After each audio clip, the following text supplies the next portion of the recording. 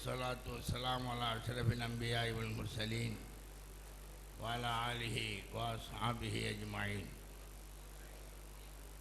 أما بعد، فقد قال الله تعالى في محكم التنزيل: أعوذ بالله من الشيطان الرجيم، فاسألوا أهل الذكر إن كنتم لا تعلمون.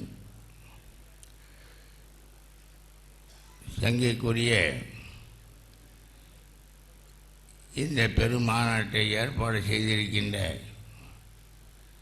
சென்னை மாவட்ட ஜமாத்துல் உலமா சபையினுடைய நிர்வாகிகளே, அங்கத்தினர்களே, பல பகுதிகளிலிருந்தும் இங்கே வருகை தந்திருக்கின்ற சங்கைக்குரிய உலமாக்களே, சென்னை மாநகரத்தில் அனைத்து பள்ளிகளிலிருந்தும் இங்கே வருகை தந்திருக்கின்ற சங்கை மிக்க பள்ளிகளின் முத்தவல்லிமார்களே, பள்ளிவாசல்களுடைய கண்ணியமிக்க தலைவர்கள், செயலாளர், பொருளாளர் போன்ற பொறுப்புகளை வகிக்கின்ற பெருமக்களே, எல்லாம் வல்ல அல்லாஹுவின் நல்லருளால்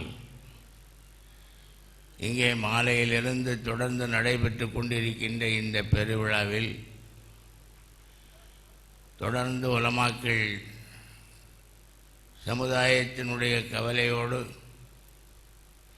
சமுதாயம் சந்தித்து வருகின்ற பிரச்சனைகளையெல்லாம் தெளிவாக உங்களுக்கு முன்னால் எடுத்து வைத்திருக்கிறார். உண்மையிலேயே நபிமார்கள் செய்த வேலையை செய்ய வேண்டிய கடமைக்குரிய உள்ளவர்கள் உலமாக்கள்.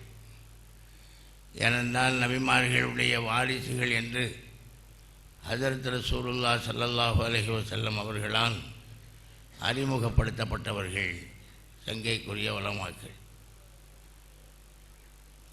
சமுதாயத்தில் இருக்கின்ற, சமுதாயத்தில் ஏற்படுகின்ற நஷ்டங்களுக்கெல்லாம் பொறுப்பேற்று அவைகளுக்கு தெளிவான விளக்கம் கொடுக்க வேண்டிய பொறுப்பும் கடமையும் உள்ளவர்கள் உலமாக்கள். ஏனென்றால் நபிகள் நாயகம் ரசூலே கரீம் ஸல்லல்லாஹு அலைஹி வஸல்லம் அவர்கள் தங்களுடைய சமுதாயத்தை தெளிவான ஒளியிலே விட்டு சென்றார்கள். ரசூலுல்லாஹ் ஸல்லல்லாஹு அலைஹி வஸல்லம் அவர்கள் மக்களை வெளிச்சத்திலே விட்டு சென்றிருக்கிறார்கள். அந்த வெளிச்சத்திலேயே வைக்க வேண்டிய பொறுப்பு உலமாக்களுக்கு இருக்கிறது. இருளிலே தவிக்கின்றவர்களை தெளிவான வழிகாட்டி அவர்களுக்கு உண்மையான பாதையை அறிவிக்க வேண்டிய பொறுப்பும் கடமையும் உலமாக்களுக்கு இருக்கிறது. ஆனால் கடந்த காலங்களிலே பல தவறுகள், அந்த தவறுகள் செயல்பாடுகளில் ஏற்படுகின்ற தவறுகளாக இருந்தால் அது அல்லாஹுவிற்கு செய்யப்படக்கூடிய தவறுகளாக இருந்தால் அல்லாஹ் மன்னித்து விடுவான். அல்லாஹுவிடத்தில் மன்னிப்பு கேட்டால் மன்னித்து விடுவான். ஆனால் அந்த செயல்பாடுகள் மனிதர்களுக்கு இழைக்கப்பட்ட தவறுகளாக இருந்தால் அந்த மனிதர்களுடைய மன்னிப்பையும் பெற்று அல்லாஹுவின் மன்னிப்பையும் நாடுவார்களே, ஆனால் அல்லாஹ் மன்னிக்க தயாராக இருக்கிறான். ஆனால் அதே நேரத்தில் அக்கீதாக்களில், கொள்கைகளில் பிழைகள் ஏற்பட்டால் அதனால் ஏற்படுகின்ற விபரீதம், அதனால் ஏற்படுகின்ற பாதிப்பு மிக கடுமையானது. செயல்பாடுகளிலே ஏற்படுகின்ற விபரீதங்களுக்கு மிகப்பெரிய பாதிப்புகள் ஏற்படாது. ஆனால் கொள்கைகளிலே ஏற்படுகின்ற விபரீதங்கள் அதனால் மிகப்பெரிய பாதிப்பிற்கு ஒருவன் ஆளாகி விடுவான். அதனால்தான் கொள்கைகள் முரண்பட்டு பேசப்படும் போது செயல்களில் தவறுகளை சுட்டிக்காட்டுகின்ற கடமையையும் உலமாக்கள் செய்து கொண்டிருக்கிறார்கள். எந்த ஆலயமும் வட்டியை சரி கண்டதில்லை. எந்த ஆலிமும் மார்க்கத்திற்கு முரண்பட்ட எந்த காரியத்தையும், மதுவையோ மற்றவர்களெல்லாம் பேசுவதை விட அதிகமாக உலமாக்கள் தான் மதுவின் தீமைகளை பற்றி பேசுகிறார்கள். இளைஞர்கள் எப்படி வளர்க்கப்பட வேண்டும், பராமரிக்கப்பட வேண்டும், இளைஞர்கள் எப்படி வளர்க்கப்பட வேண்டும் என்பவைகளை பற்றியெல்லாம் உலமாக்கள் தான் தெளிவாக எடுத்து சொல்லி கொண்டிருக்கிறார்கள். அது அவர்களுக்கு கடமை. ஆனால் இவைகளெல்லாம் விட மேலாக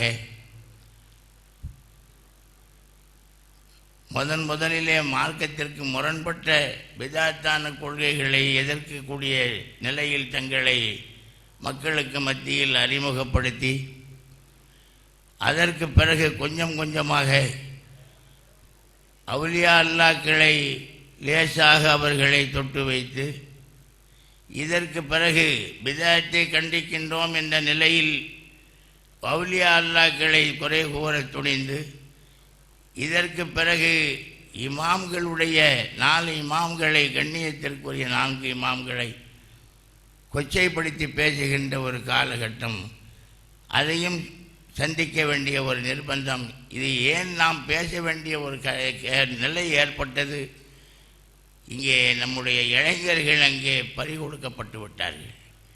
நம்முடைய இளைஞர்களுக்கு தவறான வழிகாட்டப்படுகிறது, இளைஞர்களுக்கு தவறான கொள்கைகள் போதிக்கப்படுகிறது. இந்த நிலையில் உலமாக்கள் தங்களுடைய கடமையை செய்தார்கள். அவர்களுடைய தவறான கருத்துக்களை மேடைகள் தோறும் முழங்கினார்கள், பள்ளிவாசல்களிலே முழங்கினார்கள். இதற்கு பிறகு மாநாடுகளும் போட்டார்கள். அதே நேரத்தில் அவர்களுடைய விஷயத்தில் கவனமாக இருக்குமாறு சமுதாயத்தையும் எச்சரிக்க தவறவே இல்லை. ஏதோ இப்போது திடீரென்று ஒரு தீர்மானத்தை வடிவமைத்து விட்டோம் என்று யாராவது நினைத்தால் அவர்கள் நிச்சயம் தவறில் இருக்கிறார்கள். ஏனென்றால் நான் இப்போது இந்த எளியவன் தலைவனாக, இப்போது கூட எனக்கு முன்னால் பேசிய ஹசரத் அவர்கள் ஒரு வார்த்தையை சொன்னார்கள்.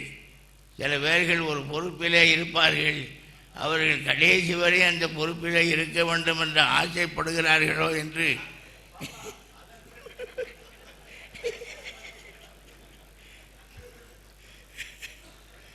நிச்சயமாக அந்த மாதிரி உள்ள எண்ணம் எனக்கோ அல்லது இங்கே இருக்கின்ற நிர்வாகிகளுக்கும் நிச்சயமாக இருக்க முடியாது. நிர்வாகம் செய்கிறதுங்கிறது அவ்வளோ லேசான வேலையும் இல்லை. எவ்வளோ பெரிய பிரச்சனைங்கிறது அவன் தலைவிதி அவன்கிட்ட போய் கேட்டால் தான் தெரியும். அவன் தூங்காத நாட்களை பற்றி அவர்களிடத்தில் கேட்டால் தான் தெரியும். நீங்கள் சொல்லி அது தெரிய வேண்டியில்லை. ஹைர் அல்ஹம்துலில்லாஹ். ஆனால் இந்த வேலைகளை எல்லாம் ஆரம்பத்தில் இருந்தே, ஏறத்தாழ இது 4வது முறை நான் தலைவனாயிருக்கிறேன். 4வது முறையாக தலைவனாயிருக்கிறேன். முதல் தடவை தலைவனாக வரும்போது அப்போது செயலாளராக இருந்தவர் மர்ஹூம் நிசாமுத்தீன் ஹஜரத் அவர்கள், அப்போது பொருளாளராக இருந்தவர்கள் மர்ஹூம் உபைதுல்லா ஹஜரத் அவர்கள். இந்த 2 பேர்களுடைய ஒரு தெம்பின் காரணத்தினால்தான் அடியேன் தலைவனாக பொறுப்பேற்றேன். நாங்கள் முழங்காத இடமே கிடையாது. 3 பேர்களுடைய கருத்தும் ஒன்றாக இருந்தது. யாரும் மாறுபட்டு சிந்தித்தது கூட இல்லை. அவர்களுடைய விஷயத்தில் ஒரே கருத்தைத்தான் எல்லா இடங்களிலும் சொன்னோம். உலமாக்கள் என்றால் கருத்து வேறுபாடுகள் இருக்கத்தான் செய்யும்.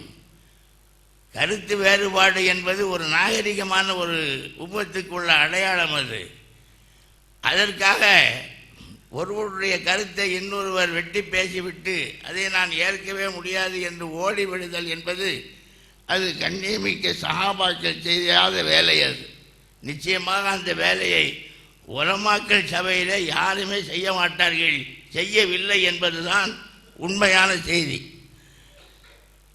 அந்த நேரத்திலும் அவரை பற்றி அலசி ஆராயப்பட்டது, அவருடைய செயல்பாடுகள் பற்றி பேசப்பட்டது.